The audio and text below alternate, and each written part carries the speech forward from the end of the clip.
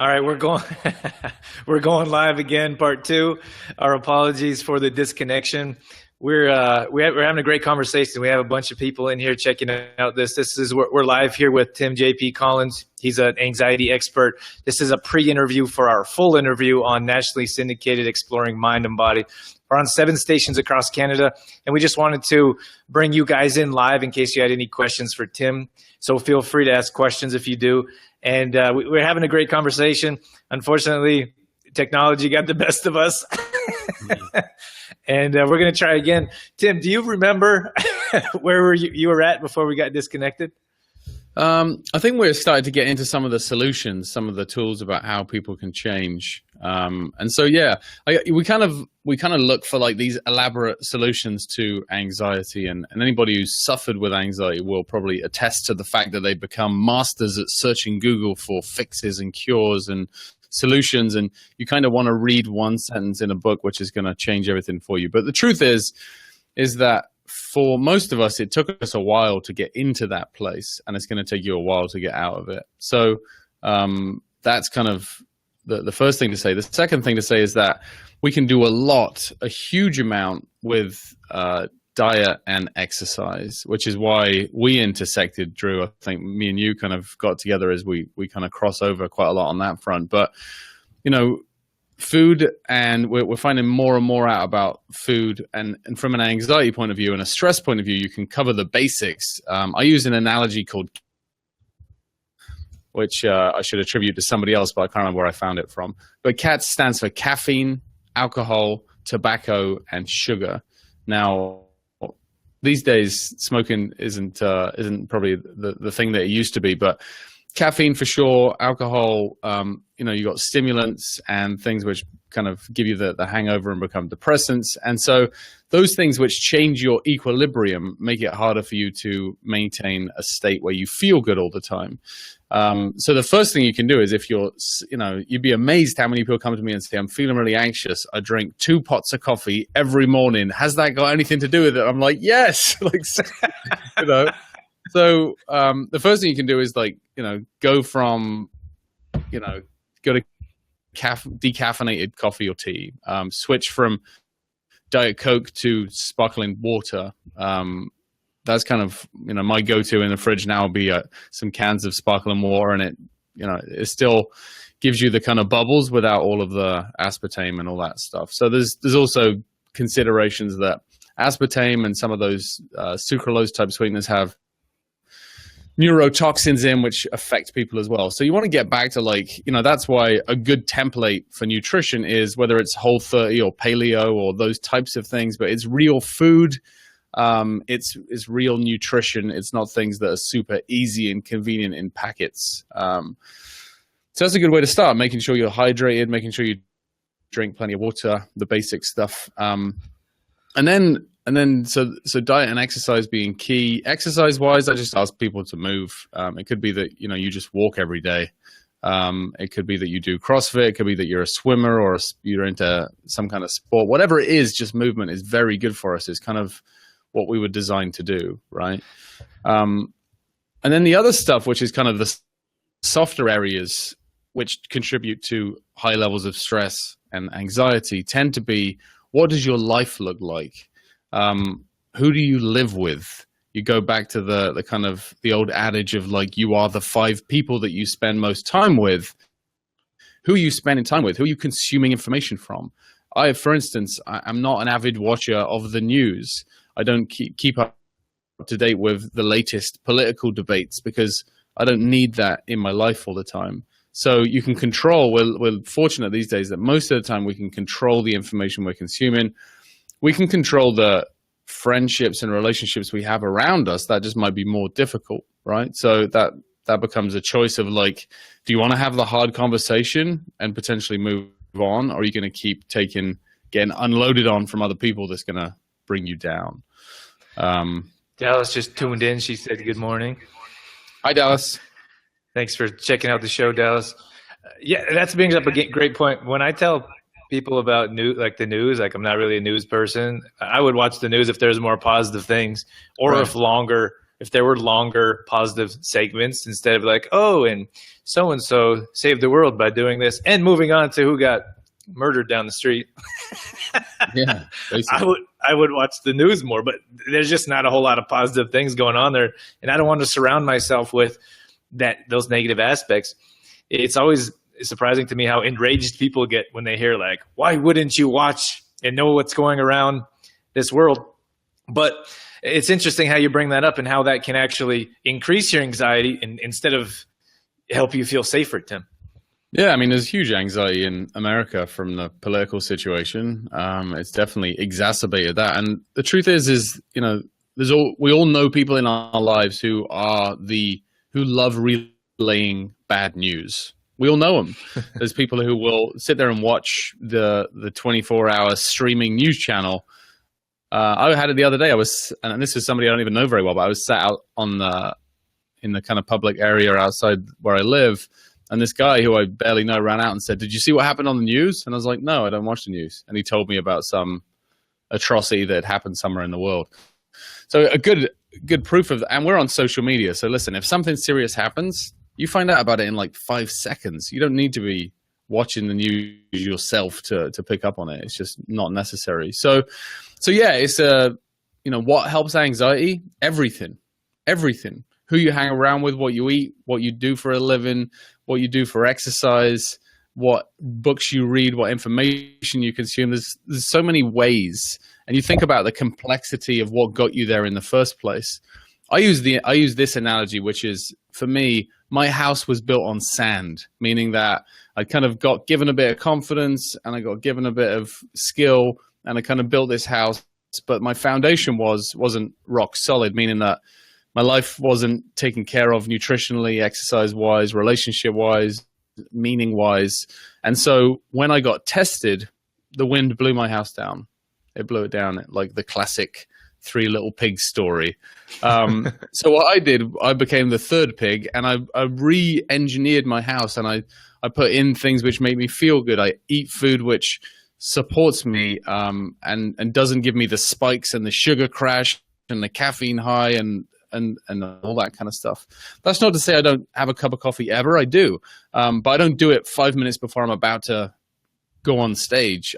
I'm much more kind of considerate of my body and kind of what it needs in different moments, if that makes sense. Instead of, I think what we typically do with our bodies is we demand it to do things. Why do I feel like this? Why does my leg hurt? Why do I have a headache? Why do I feel sick? Like we're constantly like thinking of it as a separate thing, as opposed to like this amazing machine we have to support us. So those of you, Tim, we have a number of people coming in and out, and I just want to mention some names. We have Janelle tuning in here, Delia, Dallas actually shared our interview. Thanks for doing that, Dallas. Dallas, you're the best. And we have Matt in as well, who left a comment earlier. This is kind of part two. We got disconnected the first time. This is kind of we're back, pre-interview with Tim J.P. Collins on nationally syndicated Exploring Mind and Body. Here locally, we're going to air at 8 p.m. on Sundays on 96.5 CKFM. And then Sunday morning, we're all the way over on the East Coast in New Brunswick. That's going up on 590 CJCW. So we're talking to Tim here about anxiety, how you can reduce anxiety. We have a good crowd coming in to see what's going on. I think there's a lot of people that deal with anxiety on a regular basis. Tim, just to wrap things up, if you have a message that you could share for anyone, you know what, before we disconnect, I love the story of what you do with your kids and some of the things that you can, like the smile game, for example, and stretching your comfort zone. Before we wrap things up, can you share with our listeners and watchers what you do in that regard? Yeah, so a couple things. The first kind of overarching thing that I believe is I don't think of anxiety in terms of generalized anxiety disorder or agoraphobia or any of these types of like clinical terms, social anxiety disorder. I mean, listen, though the people that suffer those things are part of my audience, but the truth is I believe that all humans have it. We're built in with this self-preservation mechanism that's made us endure over the years and continue as a species. And anxiety is part of that protection mechanism. All that's happened is that if you're suffering with anxiety and it's kind of at the forefront of your life, it just means that you're further on the spectrum, and your anxiety switch has got stuck on for a bit. You can absolutely turn it off again. It's not a permanent thing, nor should you aspire to never feel anxious again, because it's there to protect you. If you're about to step into the road and a car's coming at a high speed, you want that fight or flight adrenaline rush to be like, hang on a minute, wake up, like something's about to happen. So that's why I talk about this stuff all the time. And if you listen to any of the stuff I put out, it's essentially about, how you can understand it, how you can appreciate it, and how you can pick it up and use it as something good. Which is why a lot of the time I talk about embracing anxiety as opposed to rejecting it. If you try and avoid it, it will knock on your door, ring your doorbell, and throw stones through your windows 24/7, like it wants your attention. So instead of rejecting it, we say embrace it, pick it up, it's part of you, tuck it under your shoulder, tuck it under your arm, and carry on and use it as a way to connect with people. What Drew was talking about, one of the games I play with my kids, a lot of the way that, or the reason that anxiety shows up is that we withdraw from life and we don't connect with humans and we're isolated. And so, the internet is a blessing in that it allows us to connect, but it doesn't necessarily mean that we're connecting in real life. And so I often like to, especially for people with social anxiety, it's amazing to get out there and connect with other humans, and go out there and initiate the conversation. So I'll go into the coffee shop or the supermarket and I'll just start the conversation. If the people see me coming, they're probably like, oh my God, not him again. Because I'll be like, how are you? How's your day? What's going on? And not just like a surface level conversation, but like actually getting into it with them. And with my kids, when they're in a funk, I do the same thing. And my kids don't have kind of complaints of anxiety, but I believe these are skills for life. So we play this game called the Smile Game, which essentially means you walk down a street, hopefully with some other people on it. And I say to my kids, like, right, we're going to see how many smiles we can collect. It's like a Monsters, Inc. game, right? So you smile at somebody, stranger, and if they smile back at you, you get one smile and you collect smiles. And we'll do this for like 10 minutes. And at the end of 10 minutes, whoever gets the most smiles wins. And what happens is amazing. The kids start off and they're like, I'm not doing this, Dad. And then I smile at somebody, strangers start smiling back. I can do it like, I'll do like, I'll get 3 or 4. And then the kids think it's funny that I'm getting reactions from people we don't know.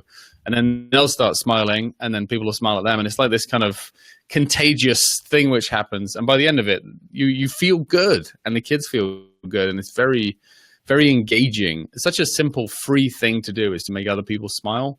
But it totally, one of the things about anxiety is it makes you very introspective. It's very like inside your own head. How do I feel? What are my symptoms? How does my head feel? How does my body feel?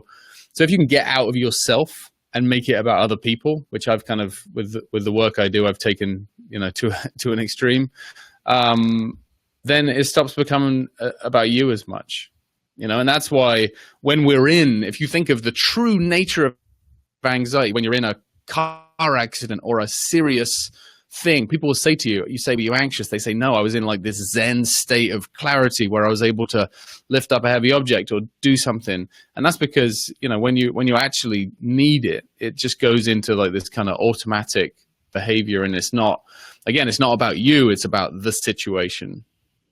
So hopefully, I think what explains it a bit. I think what it comes down to is like there's so many that deal with this on a regular basis, and it's important to do something about it. Take action and work towards some of the tips and suggestions that you're mentioning here, Tim.